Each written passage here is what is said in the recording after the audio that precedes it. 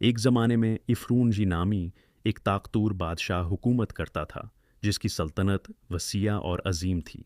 इसके महल सोने चांदी के बने हुए थे और उसकी फ़ौज लाखों सिपाहियों पर मुश्तमिल थी।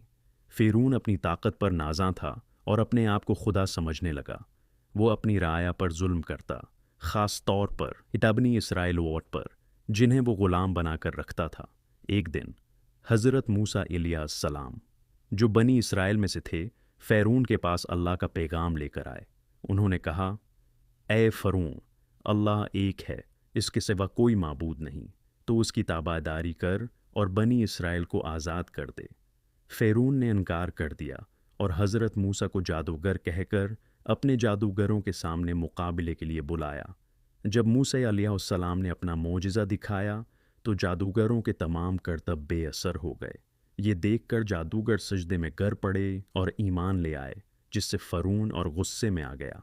आखिरकार अल्लाह ने फ़िरौन और उसके लश्कर को दरियाए नैल में गरक कर दिया, जब वो मूसी अलैहिस्सलाम और बनी इसराइल का पीछा कर रहे थे।